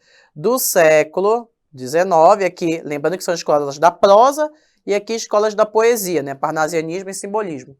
Então, esses movimentos no final do século XIX, o pré-modernismo pegará a característica de algum deles e aí vai fazer esse movimento para o modernismo. Então, pré-modernismo é só essa, tá? Muito importante isso, é essa transição, tá? É uma transição, não se esqueçam disso. Beleza? Vamos lá, então. Professora, características do pré-modernismo. Pois bem, aqui eu coloquei ao lado uma pintura de Tarsila do Amaral, uma pintora que nós vamos falar sobre ela no modernismo, né? Mas eu trouxe essa pintura, embora a Tarsila do Amaral não seja pré-modernista, mas porque ela retratou uma realidade desse período. O que você está vendo aqui, a tela da Tarsila do Amaral, chama-se Os Operários. E o que acontece nessa tela? Eu vou até colocar, gente, deixa eu ver aqui, em tela cheia para vocês verem melhor. O que acontece? Quando você olha para essa tela, parece que os rostos são todos iguais. Né? Você não faz diferença entre eles. Mas quando você aproxima, você vai vendo. Aqui eu tenho uma mulher. Aqui eu já tenho um homem. Esse homem aqui é negro, mas esse homem ao lado é branco. Então você começa a ver olha aqui, né? O outro com barba, boné. Então você começa a ver uma diferenciação entre eles. Mas por que eles estão dispostos assim, gente? Como se fosse uma pirâmide. Porque eles vão remeter à ideia de mercadorias que se acumulam, como se eu colocasse uma mercadoria em cima da outra, né? Criando uma torre, uma pirâmide. Então, o que a Tarsila do Amaral quis passar com isso? Que você está tendo ali uma objetificação, uma coisificação do operário, do trabalhador. Voltando aqui para mim. Né? É como se eles fossem vistos como objetos. Não tinham direitos assegurados. Vamos lembrando aí que só no governo Vargas que você vai ter os direitos dos trabalhadores começando a serem promovidos. Aqui nesse momento não. Então essa é uma crítica que a Tarsila do Amaral faz. E você pode ver ao fundo justamente as chaminés que lembram as indústrias, mostrando onde essas pessoas trabalhavam. E o nome é operários. Então, você vê essa coisificação, como eu falei, essa objetificação, essa desumanização, tá, gente, do operário. E isso é um reflexo da realidade que vai ser retratado no modernismo, pré-modernismo, perdão. Então, característica que nós vamos ver na literatura pré-modernista. Primeiro, literatura denúncia. Como assim, professora? Professora, mas olha só, se for retratar a realidade, lembra muito realismo e naturalismo, né, professora? Mas é isso mesmo. Por isso que o pré-modernismo ele não é uma escola literária. Porque essa literatura denúncia, você já tinha lá no realismo e naturalismo. Mas o que vai acontecer no pré-modernismo? Qual é o plus que eles vão fazer? Uma atualização, digamos assim, melhor. O que eles vão fazer? O Brasil oficial, ou seja, aquele cenário Rio, capital, né, que era retratado nas obras realistas e naturalistas. Então, esse cenário oficial vai ser substituído por um Brasil não oficial. Como assim, professora? Um Brasil dos marginalizados, do sertanejo, dos caboclos interioranos, tá? dos moradores do subúrbio. Então, você vai ter a realidade dos marginalizados, você vai começar a ver, a sair desse eixo sul do país e deslocar-se para outra realidade, no caso, o Nordeste. E ainda que você esteja no sul do país, né, sul-sudeste do país, você vai começar a ver aquele homem do interior, algo que no romantismo foi muito idealizado. No pré-modernismo, eles vão retratar o homem do interior com todas as suas dificuldades. Tá? Mostra o Brasil real, tal como o realismo já havia proposto, realismo e naturalismo. Você vai ter uma literatura que retrata fatos, a realidade, fatos políticos, situação econômica e social contemporâneos, perdão, tal como o realismo e naturalismo, é a realidade daquele período. Eu não vou me voltar para o passado, tá? Ficar ali idealizando, ou então idealizando momentos históricos, não, eu vou retratar o que está acontecendo nesse momento. É claro que esse momento eu estou me referindo ao início do século XX, que é o período que o pré-modernismo se manifesta. Aí isso aqui é muito importante, desmistifica. Professora, como assim? Ele vai fazer uma desmistificação. Deixa eu colocar. Tá. Como assim desmistificar? Desmistificar, professora? Quando eu falo em mito, mitificar, o que acontece? Tornar um mito. Aquilo ali é uma narrativa fantástica, que eu posso colocar elementos, né, surreais que são idealizados. Quando você fala em desmistifica o romantismo, é porque no romantismo tudo era idealizado. Então, vou ter um olhar mais voltado para a realidade como ela é. Não essa idealização feita pelo romantismo. Tanto que eles são nacionalistas também, assim como os românticos eram. Mas qual é a diferença do nacionalismo do romantismo para o nacionalismo do pré-modernismo, professora? É que, no caso do romantismo, é o nacionalismo ufanista. O que é isso? É ruim ser nacionalista, professor? É isso que a senhora quer dizer? De modo algum, pelo contrário, devemos ter amor e respeito pela nossa pátria. A questão é quando você é ufanista, você tende a idealizar a pátria como um lugar perfeito, sem defeitos, sem problemas sociais, e aí está o problema. Porque quando você faz essa exaltação da pátria, não é um problema, mas você tem que perceber o seguinte, tá, eu estou exaltando o meu país, beleza, mas há problemas aqui que eu preciso corrigir, mesmo porque, né, para eu exaltar o meu país, para um país ser grande, né, glorioso, você tem que ter um desenvolvimento social regular, e o que nós tínhamos era uma desigualdade social muito grande, entendem? Então, quando se fala em ufanismo, é esse aspecto que negligencia, que omite questões políticas e sociais que são importantes para entendermos aquela realidade. Então, qual é o nacionalismo proposto pelo pré-modernismo, professora? Tem que mudar a cor aqui, gente. É esse nacionalismo, ó, crítico, amargo. Eu não vou mais ficar idealizando, tá, exaltando a natureza brasileira, né, o homem indígena, como foi o romantismo. Eu tenho que mostrar realmente o Brasil com todas essas dores, e dores, dessabores, nas suas alegrias, mas enfim, eu tenho que mostrar essa grande antítese que o Brasil vive.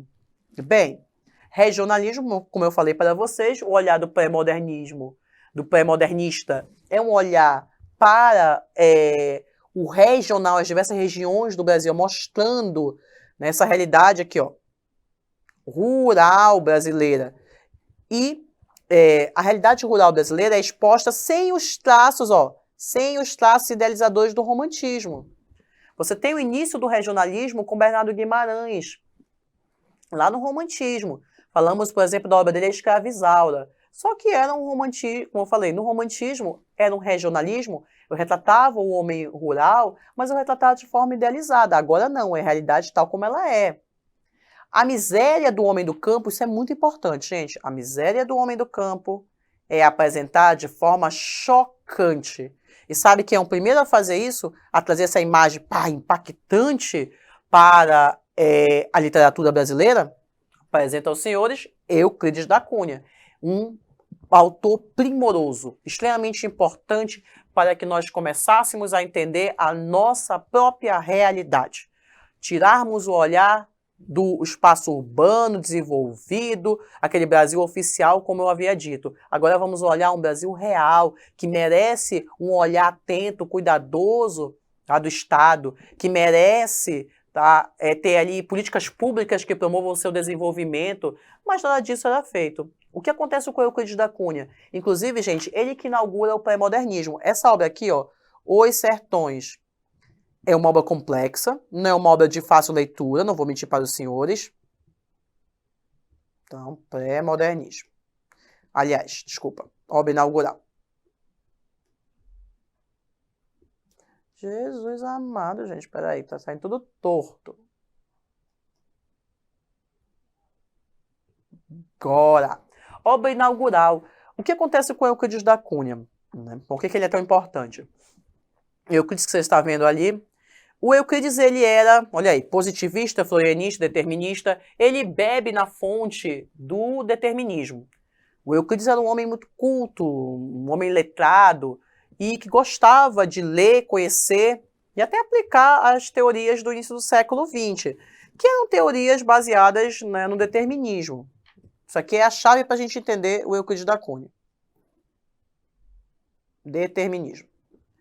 O que o determinismo dizia? Se você bem lembra, determinismo é aquela corrente científica que vai basear o quê? O naturalismo. Daqui eu já puxo essa ideia então. Se ele era determinista, qual é a grande influência de Euclides da Cunha? Naturalismo.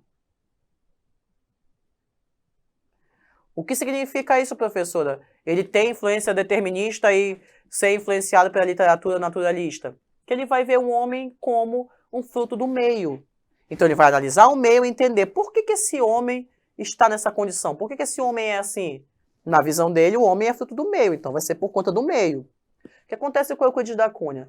Como ele bebeu nessa fonte, gente, dessas teorias até racistas, né, de superioridade racial do início do século XX, então ele vai ter um olhar muito preconceituoso, tá, para esse morador do Brasil, que ele nem conhece, ele nunca viu, mas na cabeça dele, né, o sertanejo, no caso, você tem ali pessoas que são fruto de uma miscigenação, então a miscigenação enfraquece a raça. Então esses pensamentos, né, que hoje nós sabemos serem, não terem embasamento científico e tampouco, né, serem justos, né, são pensamentos preconceituosos. Enfim, Euclides, então, ele como um defensor da República que era, ele serviu, né, no serviço militar, ele serviu, né, no exército, ele formado em engenharia e atuava como jornalista também. Então o que acontece? Ele é chamado pelo jornal para cobrir, né, ele vai ver aqui, ó, ele testemunhou a Guerra de Canudos como correspondente jornalístico. Então o que vai acontecer com Euclides? Ele vai ser chamado para, né, cobrir a Guerra de Canudos.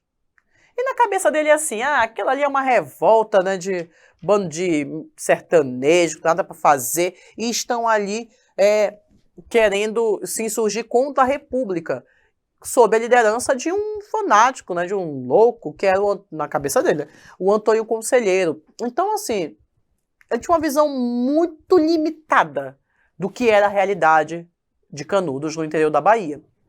Claro, uma coisa é você estar no seu escritório, bonito, bacana, né, uma cidade desenvolvida, na tua realidade, uma realidade bem diferente do homem lá do sertão que enfrenta uma série de dificuldades.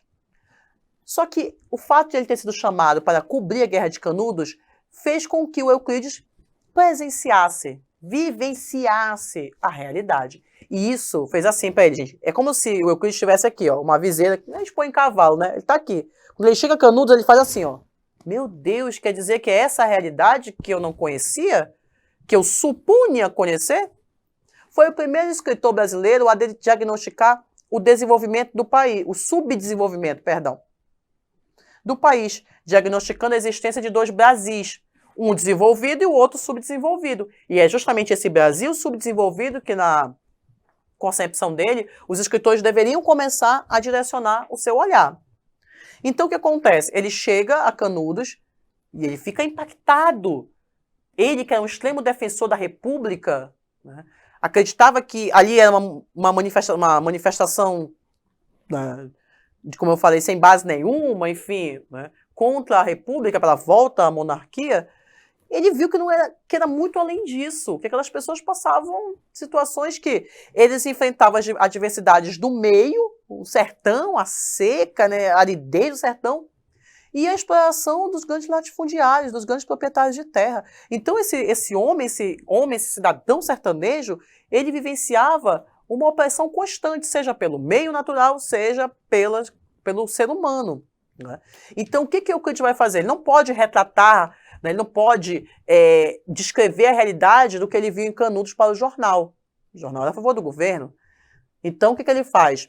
Ele tem um diário, ele anota tudinho, tudo que ele presenciou em Canudos. 5 anos depois do fim da Guerra de Canudos, ele lança Os Sertões, porque é literatura. Então ele pode falar abertamente do que foi, do que ele viu Canudos. E para ele, né, os grandes monstros, né, trajavam fardas, não eram os canudenses, que a princípio para eles eram, né, o problema. O que ele viu, essas pessoas precisavam de assistência, de um olhar humano do Estado. Mas o que o governo faz? Manda, né, militares para destruir, acabar com Canudos. Não tem um diálogo. Então, quando ele chega e vê a realidade daquela população, ele fica muito chocado. Ele percebe, né, que ele não tinha a menor noção do que eles passavam. E aí o Euclides faz essa denúncia. Lembra a literatura denúncia? Ele denuncia a realidade que ele presenciou em Canudos. E essa realidade é uma realidade dura, né? Uma realidade que ele vai fazer uma análise, não é somente o texto literário em si. Gente, você pode ler Os Sertões, pelo aspecto histórico da Guerra de Canudos, pelo aspecto geográfico, porque ele, como era militar, engenheiro, ele fez uma análise bem detalhada. A primeira parte, gente, são 3 partes nos Sertões. É a terra. Ele vai mostrar, ele vai descrever desde o solo, a vegetação, ao clima. É um estudo aprofundado, geográfico da região, para dizer por que esse homem sertanejo é desse jeito. Então, primeiro eu tenho que mostrar o quê? Como é o ambiente. Aí depois vem para o homem, que tem uma fala famosa do Euclides da Cunha. O sertanejo é, antes de tudo, um forte. Por quê? Ele disse, gente, como é que esse pessoal sobrevive aqui? É uma luta constante. E o que ele percebe? Ele chama o sertanejo, tem um termo que ele usa, que eu acho interessante. Ele diz que o sertanejo é um Hércules, lembrando, né, o herói aí, na mitologia, forte, poderoso, né? Então ele tem a resistência de um Hércules. Ele é um Hércules Quasímodo. Mas o que é Quasímodo, professor? O Quasímodo é o corcunda de Notre Dame. Então ele fala que o sertanejo é desengonçado, tem um aspecto físico feio, mas é resistente. E resistência que o homem do litoral não tem, por exemplo. Tá? Então, por isso que ele fala, é antes de tudo forte, resistir a todas essas adversidades. E aí ele vai trabalhar a influência de como o sertanejo, esse homem, né, canudense, foi influenciado pelas ideias de Antônio Conselheiro e pelo messianismo, né, por essa volta de um salvador, né, para eles. E aí a última parte é a luta, que aí a luta entra propriamente na Guerra de Canudos. Ele descreve as 4 investidas que houve contra Canudos. A 4ª foi o que ele chama de um massacre, né? Foi, para ele, a República já nasceu banhada em sangue, a República que ele tanto amava e defendeu nasceu banhada em sangue. Por quê? Porque foi um massacre que ocorreu com os canudenses. Então o livro, como eu falei, você lê do aspecto literário, histórico, geográfico, filosófico, sociológico, é uma obra bem completa, numa linguagem extremamente rebuscada, tá, gente? Não é característica do pré-modernista ter uma linguagem rebuscada, mas esse cidadão aqui é uma linguagem muito técnica, porque era um cara realmente ligado à ciência, a questão da informatividade, né, uma linguagem jornalística, mas com termos bem rebuscados, tá, minha gente? Questão da ESA de 2016. Alternativa que contém obra literária com forte apelo jornalístico sobre o evento militar marcante na história do Brasil, ocorrido no sertão baiano. Então, ele fala em sertão baiano, gente, está falando de Canudos. Guerra no final, esse conflito no final do século XIX. Então, aqui só pode ser aqui, ó. Os Sertões de Euclides da Cunha. Paulicéia Desvairada, Mário de Andrade, Modernismo. Vamos ver isso na próxima aula. Modernismo. Deixa eu ajeitar aqui, gente. Modernismo. Também aqui, Manuel Bandeira também é modernismo.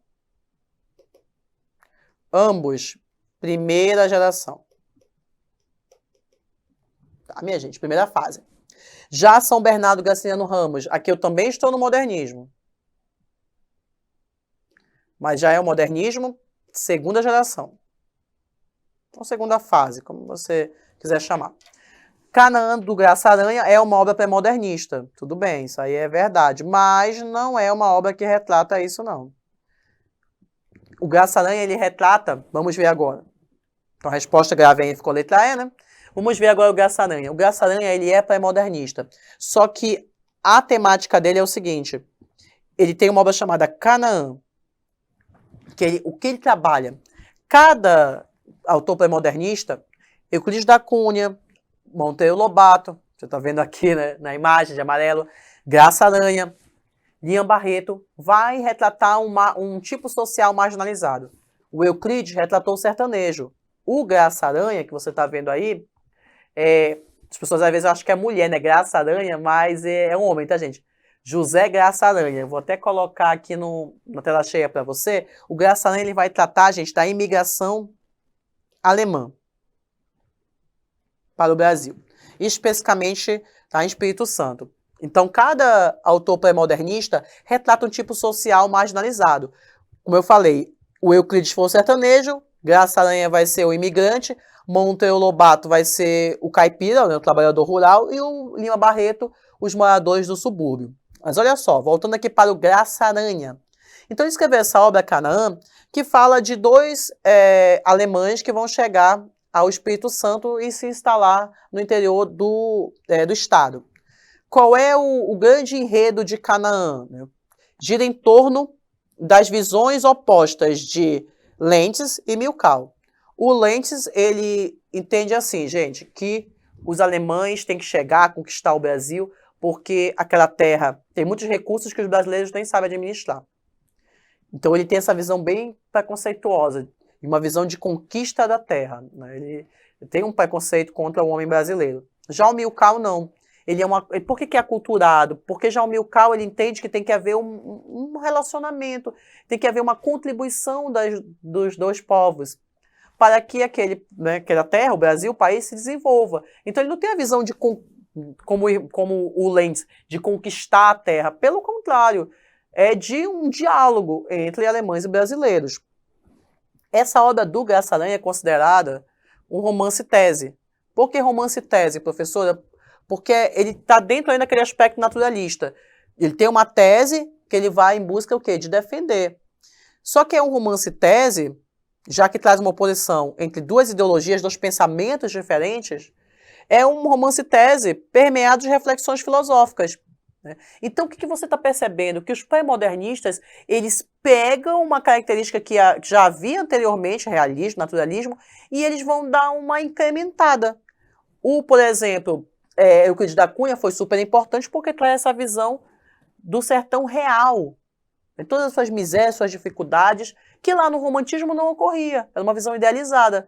E o realismo falou da realidade, mas não da realidade do homem do sertão, entendem? Então Euclides da Cunha vai e traz o sertanejo na obra Os Sertões. Graça Aranha vai mostrar aqui o interior de Espírito Santo, mostrar a chegada dos imigrantes. E o Monteiro Lobato, nossa, Monteiro Lobato, muito conhecido pelo Sítio do Pica-Pau Amarelo, mas Monteiro Lobato escreveu também literatura adulta, literatura em que ele vai retratar o seguinte, ó, em seu livro de contos Urupês, ele vai trazer a figura do Jeca Tatu.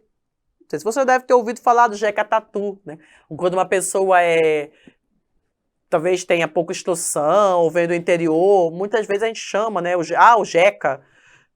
Ganhou esse sentido aí pejorativo, muitas vezes, você está ali diminuindo a pessoa, né, muitas vezes.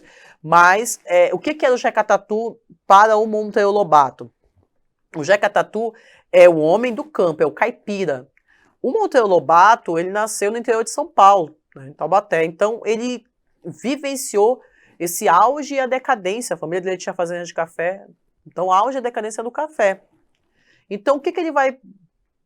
Ele, quando faz uma análise do subdesenvolvimento do Brasil, das dificuldades, né, do desenvolvimento brasileiro, ele vai jogar a culpa para o homem do campo, o caipira, o Jeca Tatu. No primeiro momento, ele vai fazer uma crítica muito ácida, que vai ser, inclusive, muito questionada pelos intelectuais da época. Ao contrário do homem do campo, idealizado, o caipira de Lobato é cheio de defeitos. Ele diz que eles são preguiçosos, que eles vivem da lei do menor esforço, que eles cultivam a Deus a cachaça. Isso é só algumas coisinhas, tá? Que o Monteiro Lobato fala acerca do caipira, do Jeca Tatu, que ele nomeia, né? Então, a preguiça e a ignorância são, assim, o carro-chefe do comportamento, né, dos defeitos do Jeca Tatu, do trabalhador rural. Só o que acontece? Ele sofre muitas críticas. Por exemplo, poxa, Monteiro Lobato, não é bem assim. Você jogando a culpa toda para o homem do campo, para o caipira, mas espera aí. Será que essa parcela da população, novamente, assim como o sertanejo, está recebendo, né, tá recebendo ajuda, auxílio para poder se desenvolver? Porque vamos lá, gente. Quando a crise do café, o Vale do Paraíba, que é o grande produtor de café, que é onde, né, se passam as histórias que o Monteiro Lobato vai retratar, vai narrar. Olha só, gente. Uma coisa é o seguinte, quando há a crise do café, os grandes proprietários de terra podem se deslocar, eles saem da região. Mas e o pequeno trabalhador rural? Tem como ir para a cidade? Então ele é abandonado pelo poder público, sem assistência. Então o Monteiro Lobato começa a analisar de modo mais... ele se empenha mais, começa um olhar mais crítico, enfim... um olhar até mais humano para o Jeca Tatu, para o caipira, né? Esse caboclo interiorano, e ele percebe realmente que ele não é assim, ele está assim. Por que este trabalhador rural está assim? Porque quando há a crise do café, cara, a estrutura que ele tinha ali para se desenvolver acaba. Essas cidades do interior são cidades mortas, aí vem a segunda obra dele. É como se não existissem. Então eu negligencio, eu omito, né? Eu torno aquela população invisível aos olhos do Estado. Acabou. Então eles acabam não tendo meios para se desenvolver. E aí você vai ter o outro olhar do Monteiro Lobato para esse trabalhador rural, um olhar muito mais humano. E aí, Cidades Mortas, ele vai justamente mostrar essa decadência do Vale do Paraíba, né, que era o grande produtor de café. Crise do café. Tá. Outra coisa do Monteiro Lobato, produziu também literatura infantil, no caso, Sítio do Pica-Pau Amarelo, cuja principal, tem de principal elemento importante aqui a inserção do folclore, né, brasileiro nas suas obras. Então ele pega os contos, europeus e ele faz uma adaptação com o nosso folclore, colocando elementos do nosso folclore. Tipo, né, a cuca, o saci. Minha gente. Falando Monteiro Lobato, vamos ver a questão falsa sobre ele? Traz a paisagem do Vale do Paraíba Paulista, denunciando a devastação da natureza pela prática agrícola da queimada? Verdade. Tendo escrito suas narrativas no pré-modernismo, demonstrou todo o seu nacionalismo, exaltando a figura do indígena? Não, gente. A resposta errada já está aqui. Ele falou do caipira. Tanto que, olha só, aproveita as tradições orais do caipira, personificado no Jeca Tatu, valendo-se do coloquialismo do contador de casos. Beleza? Nos contos europeus Cidades Mortas, aborda a decadência da agricultura do Vale do Paraíba. Decadência da agricultura cafeeira. Verdadeiro. Valeu-se do folclore brasileiro para construir essas narrativas infantis. Realmente a resposta errada, letra B. E aí, seguindo adiante, o último pré-modernista que nós vamos ver, prosador, Lima Barreto. Gente, Lima Barreto negro, sofreu uma série de preconceitos, teve problema com o alcoolismo por conta desse preconceito que ele sofreu, preconceito racial muito grande, e ele vivencia isso na pele, ele passa isso para as obras dele. O Monteiro Lobato retratou o caipira no interior de São Paulo. O Lima Barreto, o homem que é urbano, mas é o suburbano do Rio de Janeiro, tá? Detalhe, Graça Aranha, Monteiro Lobato e principalmente o Lima Barreto numa linguagem informal, numa linguagem coloquial. Críticas que ele faz ao preconceito, à burocracia excessiva que há no Brasil, aos intelectuais, né, que não têm esse olhar mais humano para os menos favorecidos, e esse ufanismo ingênuo, principalmente nessa obra que é a mais importante dele, Triste Fim de Policarpo Quaresma. Lima Barreto traz um personagem ingênuo, que idealiza o Brasil, que é o Policarpo. Poli significa vários, carpo, sofrimento. Quaresma é aquele período que você tem de purificação, né, da igreja, né, de penitência. Então, Policarpo Quaresma, a narrativa é como se fossem as desilusões do Quaresma. E você já sabe que ele vai ter um triste fim, né? Por quê? Ele é extremamente idealista. Ele vivia numa outra realidade, ele imaginava um Brasil totalmente diferente. Então, o que acontece? Conforme a obra vai sendo desenvolvida, a narrativa vai sendo contada, você vai vendo que esse nacionalismo ufanista do Quaresma vai caindo por terra. Ele vai acordando para a realidade. Só que no final é tarde demais. Tá? O grande ídolo dele, Floriano Peixoto, é o cara que vai mandar fuzilar o Quaresma. Por quê? Por considerar um traidor da pátria. Justo ele, Quaresma, que tanto lutou. Tá, gente? Ele amava o Brasil, ele sabia tudo sobre o Brasil. Justo ele que lutou tanto pelo Brasil, vai ser condenado ao fuzilamento. Por isso que é o triste fim de Policarpo Quaresma. São as desilusões que o Quaresma vai ter ao longo da narrativa. E aqui nós temos um trechinho, tá? Policarpo era patriota, desde moço aí pelos 20 anos. O amor pela pátria tomou por inteiro. Tá? Então, gente, o que acontece? Ele vai ter um amor muito grande, tá? Vai saber tudo sobre o Brasil. Olha só. Não se sabia onde nascera, mas não foi deserto em São Paulo, nem no Rio Grande do Sul, nem no Pará. Ele não queria ser regionalista, ele queria ser brasileiro. Então não importava onde ele nasceu, se foi São Paulo, Rio, Paraná, enfim. Ele nasceu no Brasil. Este fragmento em Triste Fim de Policarpo Quaresma ilustra uma das características marcantes do pré-modernismo. Tá? Então olha só. Ele era patriota, só que lembrem-se, o que acontece? Ele vai ter uma série de desilusões e vai cair na realidade. Então, olha só.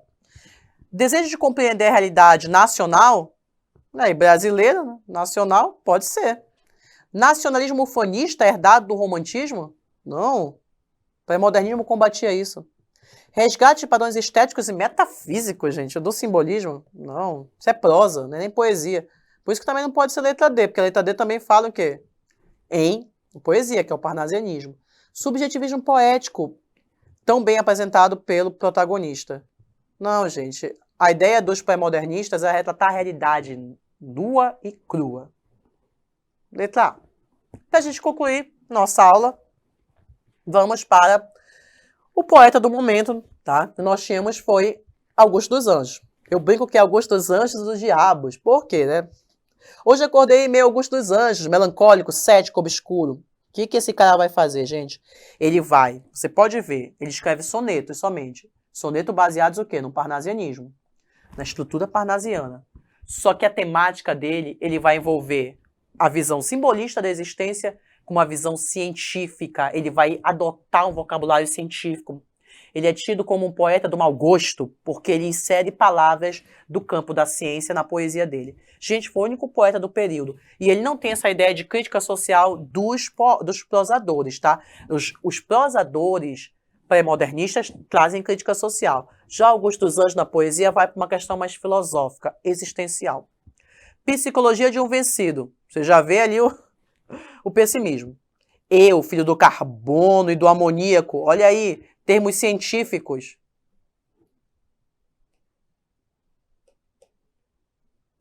Tá? Monstro de escuridão e rutilância, ou seja, de um brilho muito intenso e de uma escuridão. Olha a antítese em que ele se constitui. Sofro desde a epigênese. Epigênese é a origem das coisas. Da infância, a influência má dos signos do zodíaco. Influência dos astros. Isso aqui, gente, tá? Simbolismo. Como é que os astros vão influenciar a vida de alguém? Profundissimamente hipocondríaco. Olha aí a ciência, ele é doente, né? Ele tem uma aversão, medo de ficar doente. Este ambiente me causa repugnância, sobe minha boca ânsia, análoga à ânsia que se escapa da boca de um cardíaco. Então você vai vendo que ele vai descrevendo como se estivesse doente, mas um aspecto da ciência, né? Então é uma visão que a poesia era do belo, a poesia era dos sentimentos, mas não da ciência. Mas ele vai fazer isso, ele vai colocar termos científicos na poesia dele. Aí, gente, vem o lado que as pessoas chamavam na época de mau gosto do Augusto dos Anjos. Já o verme, este operário das ruínas, que o sangue podre das carnificinas come e a vida, em geral, declara guerra. Claro, porque o verme se nutre a partir de uma matéria em decomposição. Aí, nossa, professor, que nojento, Augusto dos Anjos. Anda a espreitar meus olhos para roê-los e há de deixar-me apenas os cabelos na frialdade inorgânica da terra. Entenderam por que nós temos esse lado melancólico, cético e obscuro do Augusto dos Anjos? Era o poeta, foi o único poeta do momento. Gente, encaixaram ele aí porque ele está no período do pré-modernismo. Mas você vai ver que ele não tem muitas características, ele não tem características dos outros autores pré-modernistas. O que ele tem de pré-modernista, a gente pode dizer o seguinte: ele pegou influências do parnasianismo e do simbolismo e colocou um plus ali, né? Ele modelou com termos da ciência, essa visão, né, da existência humana. Para a gente concluir, sobre esse poema, ele pergunta que Augusto dos Anjos foi influenciado pela estética parnasiana, demonstrando grande domínio técnico e gosto pela métrica. Sim, se nós temos um soneto, são versos metrificados. Beleza. Renitente, gente, que ele fala aqui, ó, é constante, tá? Influência simbolista pode ser percebida através dos temas recorrentes em sua obra, como a fascinação pela morte, angústia e utilização de elementos simbólicos. Tá? Essa questão da angústia e da morte é muito presente nas obras do Augusto dos Anjos. Adoção, isso é a grande inovação dele, gente. Científico, produz um efeito poético de angústia existencial diante das implacáveis leis da natureza. Você vai morrer. Tá? Então isso é certo, mas essa descrição que ele faz, esse retrato, né, que ele faz da morte é muito... causa uma angústia, causa uma repugnância muito grande. É uma análise sobre a efemeridade da vida. Todos somos efêmeros, todos nós somos passageiros. Letra... Opa, peraí, desculpa. Tá. Letra D, todas estão corretas. Tá, gente? Então, essa foi a nossa aula de hoje. Na próxima aula, iniciaremos modernismo no Brasil. Aguardo vocês. Tchau, tchau, gente!